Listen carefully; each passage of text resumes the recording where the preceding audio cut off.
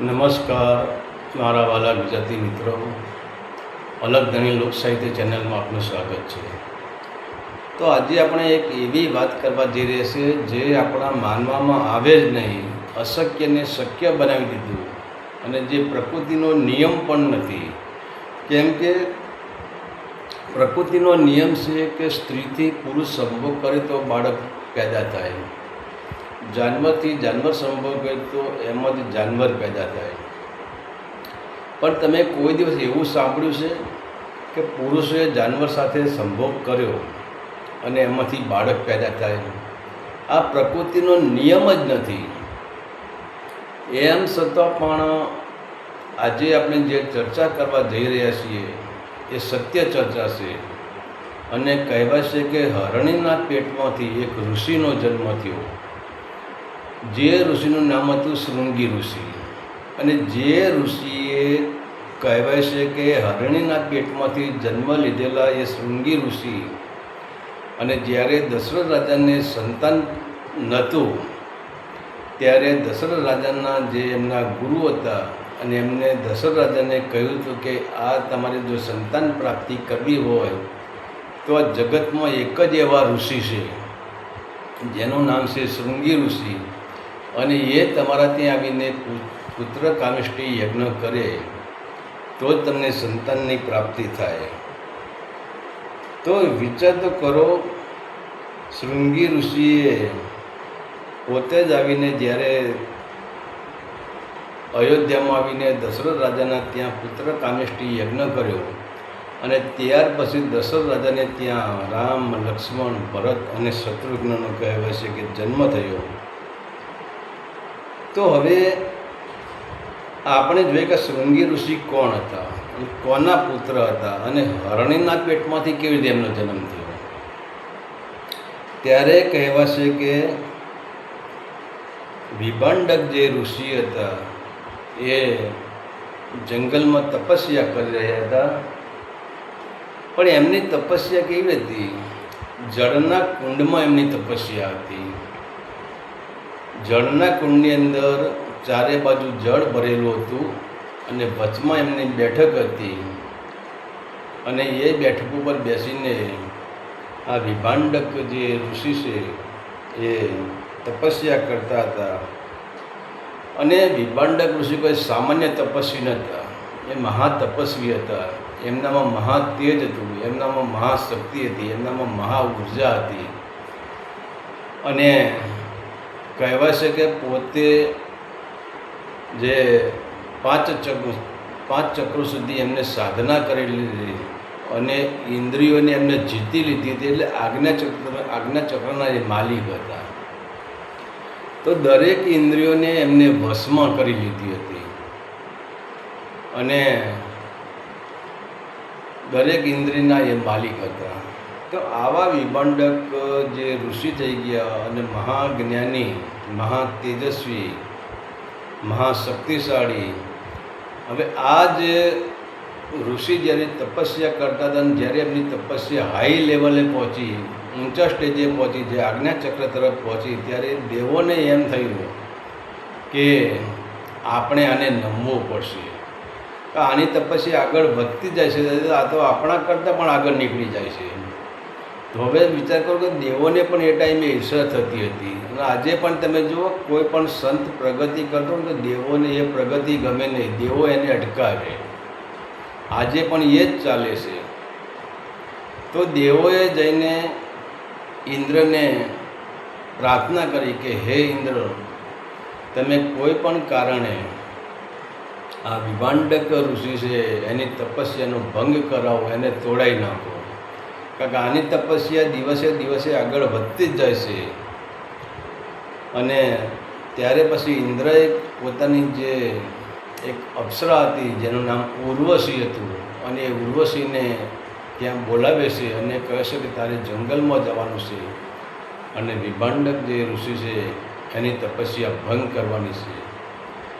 તો એ ટાઈમે કહેવાશે કે આ મેનકા, ઉર્વશી એ એવી અપ્સરાઓ હતી કે એના સાનિધ્યમાં ભલા ઋષિ મુનિઓ, તપસ્વીઓ એમની તપસ્યા ભંગ કરી દેતા હતા. અને ત્યારે પછી કહેવાય છે કે આ જે વિભંડક જે ઋષિ જ્યાં તપસ્યા કરે છે ત્યાં ઉર્વશી ત્યાં જાય છે. અને ઉર્વશી ત્યાં પોતાનું સંમોહન શક્તિ, હવે ઉર્વશીના અંદર સંમોહન શક્તિ એટલી બધી ભરેલી કે ભલા યોગી જોગી તપસ્વી ઋષિ મુનિ આ એની સંમોહન શક્તિમાં જેમ ગુલાબની સુગંધ એક ભમરો ખેંચાઈ જાય, જેમ દીવાના જ્યોતથી પતંગી ખેંચી જાય, એવા આ ઋષિ મુનિઓ ખેંચાઈ જતા હતા અને એમને કામ વાસના જાગી જતી હતી. તો ઉર્વશીએ પોતાની એ મોહ શક્તિનો એવો ફેલાવો ત્યાં કર્યો. ત્યાં વિભંડક ઋષિએ તેમની આંખ ખુલી ગઈ અને એમની નજર ઉર્વશી ઉપર પડી. તો વિચાર કરો કે હવે આટલી હદે પહોંચેલો એક મહાન તપસ્વી મહાન ઋષિ, એને પણ કામ વાસનાનો કીડો સળવળી ગયો, એને ઉત્તેજના જાગી ગઈ. અને જ્યાં ઉર્વશીને ખબર પડી કે વિભંડક ઋષિને કામ વાસના જાગૃત થઈ ગઈ છે, એ ટાઈમે હવે ઉર્વશી તો અદૃશ્ય થઈ ગઈ. એને ખબર પડી ગઈ એટલે એ પોતે અદૃશ્ય થઈ ગઈ. પણ અહીંયા વિભંડક ઋષિને જે પાણીની જે વચ્ચે એ તપસ્યા કરતા હતા, પાણીના કુંડમાં જ્યાં તપસ્યા કરતા હતા, ત્યાં એમનું એક વીર્યબીજ ત્યાં ખલિષ્ઠ થઈ ગયું. અને ત્યારે પછી આ વિભંડક ઋષિને એમ થયું કે આ ઉર્વશીએ મારી સાથે દગો કર્યો છે અને મારું વીર્યબીજ ખલિષ્ઠ થઈ ગયું છે. હવે એ વીર્યબીજ પાણીમાં તરવા લાગ્યું. અને એ ટાઈમે ઘટના એવી ઘટી કે એક હરણી હતી અને હવે એ જ પાણીના કુંડમાં ઘણા પ્રાણીઓ, ઘણા પશુઓ, પંખીઓ ત્યાં પાણી પીવા એ જ કુંડમાં આવતા હતા. અને એ જ ટાઈમે એક હરણી પણ ત્યાં પાણી પીવા આવે છે. હવે જ્યાં હરણી પાણી પીવે છે ત્યાં જે ઋષિનું જે વીર્ય તેજ હતું, વીર્યબુંદ હતું, એ પાણીની સાથે આ હરણીના પેટમાં ઉતરી જાય છે. અને ત્યારે વિભંડક ઋષિને ખબર પડી કે મારું વીર્ય એ હરણીના અંદર ઉતરી ગયું છે. ત્યારે પછી વિભંડક ઋષિ કહે કે હવે મારો વીર્ય છે એ કોઈ દિવસે બાતલ તો જાય જ નહીં, તો હરણીના પેટમાં 100% ગર્ભો રહેવો જોઈએ. પછી તો એ પોતે હરણીને પોતાની પાસે રાખે છે. અને ત્યારે કહે છે કે એમને ઋષિ મુનિને પોતાના વીર્ય પર વિશ્વાસ હતો. અને ત્યારે પછી કહે કે મારું વીર્ય ફેલ જાય નહીં, આ મારું બીજ જે રોપેલું છે પછી ગમે ત્યાં રોપ્યું હોય ફેલ જાય નહીં. અને ત્યારે પછી કહેવાય છે કે આ હરણીને વિભંડક ઋષિ એમની પાસે રાખે છે. અને બરાબર 9 મહિના પછી આ હરણી એક બાળકને જન્મ આપે છે. અને બાળકને જન્મ આપે છે ત્યારે કહેવાય છે બાળકના માથા પર શિંગડું હોય છે, હરણીનું શિંગડું હોય છે. અને એ શિંગડા ઉપરથી એનું નામ શૃંગી નામ રાખવામાં આવે છે. શૃંગી એટલે કે શિંગડું, શિંગડાવાળો પુરુષ. શૃંગી નામ એટલે કે શિંગડાવાળો પુરુષ, તો એનું નામ શૃંગી રાખે છે. પણ હવે જ્યાં આ શૃંગીનો જન્મ થાય છે ત્યાં હરણી પોતે અદૃશ્ય થઈ જાય છે. ત્યારે હવે લોમશ ઋષિ ધર્મરાજા યુધિષ્ઠિર આ વાત માનવા, આજે 5000 વર્ષ પહેલાં ધર્મરાજા પોતે આ વાત માનવા તૈયાર નથી. ત્યારે હવે લોમશ ઋષિ ધર્મરાજાને કહે છે કે હે ધર્મરાજા, હે યુધિષ્ઠિર, તમે હવે પૂરેપૂરી માહિતી તમે સાંભળો. પણ ત્યારે ધર્મરાજા કહે છે કે આ વાત જ ખોટી છે. પુરુષને સ્ત્રીનું મિલન થાય તો બાળક ઉત્પન્ન થાય, પશુને પશુનું મિલન થાય તો એમાંથી બચ્ચું ઉત્પન્ન થાય, પ્રાણીથી પ્રાણીનું મિલન થાય તો બચ્ચું ઉત્પન્ન થાય. પણ પુરુષ અને પ્રાણીના મિલનથી બાળક ઉત્પન્ન થાય જ નહીં. તો આ હરણી કોણ હતી? ત્યારે આ લોમશ ઋષિ કહે છે કે હે ધર્મરાજા, હે યુધિષ્ઠિર, આ જે હરણી હતી એ કોઈ સામાન્ય હરણી નથી. એ એક ટાઈમે એક મહાન અપ્સરા હતી અને કહેવાય છે કે એ દેવકન્યા હતી, એક મહાન અપ્સરા હતી અને અપ્સરામાંથી પછી એ દેવકન્યા થઈ ગઈ.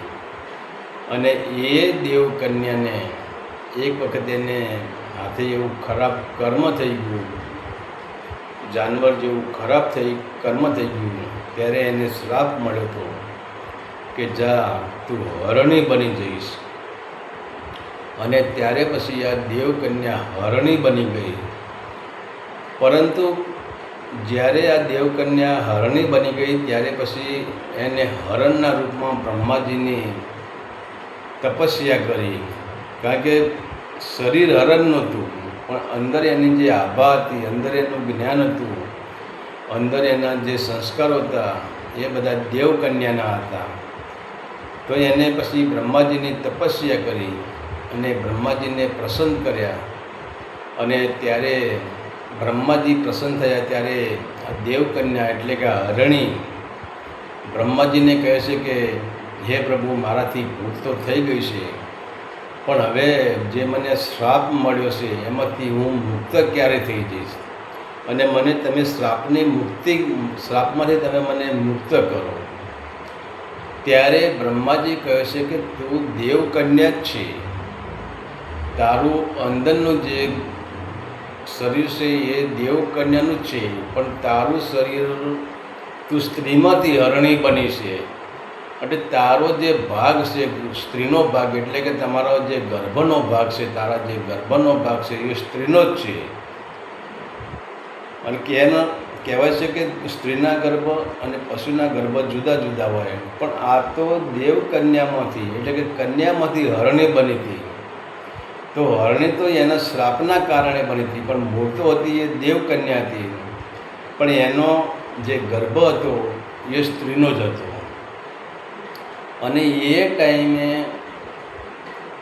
બ્રહ્માજી આ દેવકન્યાને એટલે કે હરણીને કહે છે કે તારા શ્રાપનું નિવારણ ત્યારે થશે કે જ્યારે કોઈ મહાન તપસ્વી હશે, અને મહાન તપસ્વી પાણીની અંદર પાણીના કુંડમાં રહીને એ તપસ્યા કરતો હશે, અને એક સમય એવો આવશે કે એનો વીર્યબુંદ ખલિશ થઈ જશે અને એ વીર્યબુંદ પાણી ઉપર તરતું હશે, પણ તને ખબર નહીં હોય.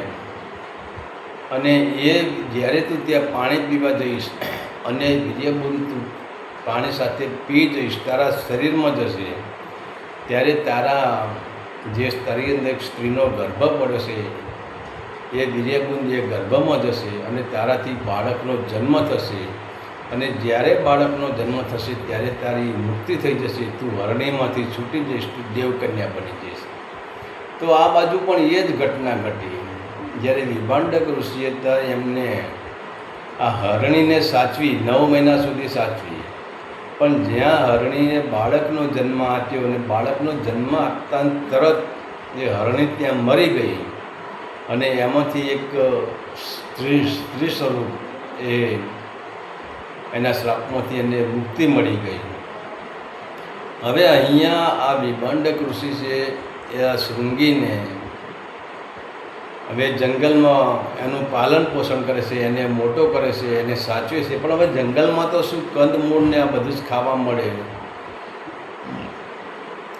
અત્યારે હવે વિભાંડક ઋષિને સ્ત્રી પ્રત્યે એટલી નફરત થઈ ગઈ છે કે ન પૂછો વાત. કે આ ઉર્વશી એટલે કે સ્ત્રીએ મને છેતર્યો. તો હવે એમણે નક્કી કર્યું કે મારો દીકરો જે શૃંગી છે એની જીવનમાં કોઈ સ્ત્રી કોઈ પુરુષ ન જોવે એવો હું બંદોબસ્ત કરી દઉં. અને હવે એવા ગાઢ જંગલમાં તો કોઈ સ્ત્રી કે કોઈ પુરુષ આવે જ નહીં.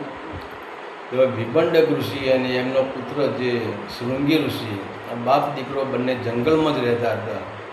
અને એ ટાઈમે કહેવાય છે શૃંગી ઋષિ એ પણ બચપનથી જ મહાન તપસ્વી હતો, કારણ કે બીજ જ તપસ્વીનું હતું. અને ત્યારે પછી કહેવાય છે કે એમની ઉંમર 17-18 વર્ષની એમની ઉંમર થાય છે. હવે એ ટાઈમે કહેવાય છે કે આ જે વિભાંડક ઋષિ છે એ શૃંગી ઋષિને કોઈ પુરુષનો કે કોઈ સ્ત્રીનો એમના ઉપર છાયો પડવા દેતા નહોતા અને એમને કોઈ સંસાર પણ એમને જોયો નથી. તો હવે શું કરવું? ત્યારે પછી કહેવાય છે કે એમની બાજુમાંથી જે એક રાજા હોય છે, એ દેશનું નામ અંગદેશ હોય છે, અને અંગ દેશના રાજા જે રામપાલ. હવે વિચાર તો કરો, આ વિભંડક ઋષિનો ક્રોધ કેટલો હશે. એમના ક્રોધના કારણે તો બાજુમાં જે એમનો રાજ ચાલે છે અંગદેશ, અને એ અંગદેશમાં એમના ક્રોધના કારણે વરસાદ થતો નથી. વિચાર તો કરો તો આ વિભંડક ઋષિનો ક્રોધ કેટલો હશે, એમનું તેજ કેટલું હશે. ત્યાં વાદળો બંધાતા જ નથી. એમના ક્રોધના કારણે જ, એમની ક્રોધની શક્તિના કારણે જ ત્યાં વાદળો બંધાતા નથી, ત્યાં વરસાદ પડતો નથી. ત્યારે આ અંગ દેશના જે રામપાલ જે મહારાજા છે, અને એ પોતે પછી કોઈ ઋષિ મુનિઓને બોલાવે છે, કોઈ સારા સાચા યોગીઓને, સાચા જોગીઓને ત્યાં બોલાવે છે અને કહે છે કે મારા આ દેશમાં વરસાદ ના થવાનું કારણ છે. ત્યારે મહાન જોગીઓ ત્યાં આવીને ત્યાં સમાધિસ્થ થાય છે, અને એ જોગીઓ આ રામપાલ રાજા છે એમને કહે છે કે આનું એક જ કારણ છે કે આ વિભંડક ઋષિનું જે ક્રોધ છે, એ ક્રોધનો તેજ છે, એના કારણે વાદળો બંધાતા નથી. ત્યારે હવે આ રાજા કહે છે કે હવે એવું તો શું કરવું કે મારા રાજ્યમાં વરસાદ થાય.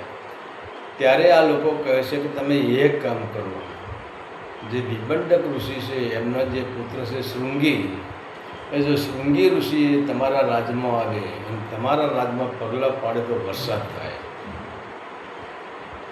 હવે ત્યારે આ જે રામપાલ રાજા છે એમને વિચાર કર્યો કે હવે આ વિભંડક ઋષિના ત્યાં સાનિધ્યમાં જવું એ તો બહુ કઠિન કામ છે, કે એમનો ક્રોધ જ હતો એટલો બધો હતો, એમનું તેજ જ એટલું બધું હતું, જેમ સૂર્યના સાનિધ્યમાં જવાય જ નહીં, જેમ દીવાના સાનિધ્યમાં પતંગીઓ આવે તો બળીને ભસ્મ થઈ જાય, એમ આ રામપાલ કહે છે વિભંડક ઋષિના સાનિધ્યમાં જ આપણે બળીને ભસ્મ થઈ જાય, ત્યાં તો જવાય જ નહીં. પછી એમને નક્કી કર્યું કે કંઈક બુદ્ધિથી કામ કરવું પડશે. ત્યારે પછી એમને એમના રાજ્યમાંથી, એમના રાજમહેલમાંથી 5 સુંદર સ્ત્રીઓને તૈયાર કરી અને એમને કહ્યું કે તમે જંગલમાં જાઓ અને જ્યાં આ વિભંડક ઋષિ અને જ્યાં શૃંગી રહે છે એને સામે તમે જંગલમાં તમારી ઝૂંપડી બાંધો ને ત્યાં તમે રહો, અને ધીરે ધીરે શૃંગી ઋષિને તમારા હાથ ઉપર તમે લઈ લો.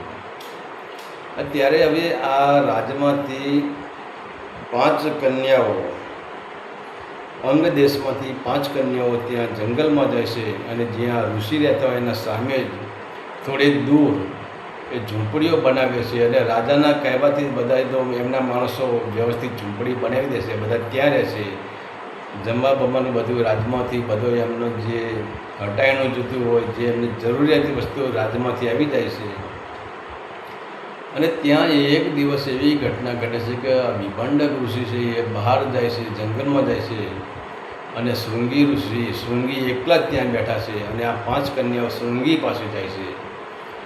અને શૃંગી જે પહેલી વખત જ એની નજર કન્યાઓ પર પડી, અને ત્યારે કહેશે કે 5 કન્યાઓ એક એક લાડવો લઈને ત્યાં જતી હોય છે, અને શૃંગી ઋષિને આ લાડવો ખવડાવે છે. ત્યારે શૃંગી કહે છે કે આવું ફળ તો મને 18 વર્ષ થયો, આવું ફળ તો મેં જંગલમાં ક્યાંય જોયું નથી. આ કેવું ફળ છે?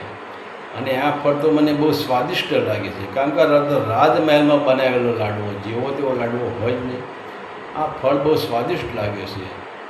અને ત્યારે પછી આ 5 કન્યાઓ કહે છે કે તમારે જો લાડવો ખાવો તો અમારી સાથે રાજમાં આવવું પડે. તો શૃંગી ઋષિ કહે આવા ફળ તો હું એક નહીં પણ 10 ફળ ખાઈ જવા આવા તો. આ બહુ મીઠું ફળ છે, બહુ સ્વાદિષ્ટ ફળ છે. હવે વિચાર કરો, શૃંગી ઋષિને એ ખબર નથી કે લાડવો છે કે ફળ છે. અને ત્યારે પછી એ 5 કન્યાઓ સાથે જ્યારે શૃંગી ઋષિ જ્યારે અંગ દેશમાં આવે છે, અને હજુ તો અંગ દેશના સીમાડામાં એમના રાજમાં શૃંગી ઋષિ હજુ પગ મૂક્યો છે ત્યાં આકાશમાં ઘનઘોર વાદળ આવી ગયા છે અને વરસાદ શરૂ થઈ ગયો છે. હવે શૃંગી ઋષિ પોતે રાજમહેલમાં જતાં જતાં 5 કન્યાઓ અને શૃંગી ઋષિ બધા ત્યાં પરળી ગયા છે અને રાજા રામપાલને થઈ ગયું કે ખરેખર મુશળધાર વરસાદ થયો. પણ અહીંયા રામપાલને એવી તકલીફ થઈ કે હવે જો આ ઋષિ વિભંડકને ખબર પડશે કે આ વરસાદ થયો એ મારા દીકરાના જવાથી થયો છે તો વિભંડક ઋષિ અહીં આવશે અને શ્રાપ આપશે તો મારા અંગ દેશને બાળીને ભસ્મ કરી દેશે. ત્યારે આ જે રાજા હોય છે રામપાલ એ વિચાર કરે હવે શું કરવું. પણ ત્યારે રામપાલ બહુ બુદ્ધિશાળી રાજા હતો. તો રામપાલને એક દીકરી હતી, એનું નામ શાંતા. હવે વિચાર કરો કે આ શૃંગી ઋષિ છે એ દશરથ રાજાના જમાઈ કેવી રીતે થાય, એની વાત અહીંયા આવે છે. તો હવે આ રામપાલ રાજા હતા અંગ દેશના અને અયોધ્યાના રાજા દશરથ રાજા હતા, બંને ખાસ મિત્રો હતા. પણ હવે આ રામપાલની ઉંમર થઈ ગઈ, રામપાલને કોઈ સંતાન ન હતું. અને જ્યારે અયોધ્યામાં દશરથ રાજાને ત્યાં સૌ પ્રથમ જે સંતાનની પ્રાપ્તિ થઈ એ દીકરી હતી. દશરથ રાજાએ એક દીકરીનો જન્મ આપ્યો હતો અને એનું નામ શાંતા હતું. ત્યારે હવે રામપાલ દશરથ રાજાને મળવા જાય છે અને ત્યારે પછી રામપાલ દશરથ રાજા પાસે રડી પડે છે. તો દશરથ રાજા કહે કે મારા મિત્ર, હું તારો મિત્ર છું, તમારે રડવાનું કારણ શું? એવું તો શું દુઃખ તમારે પડી તમે રડો છો?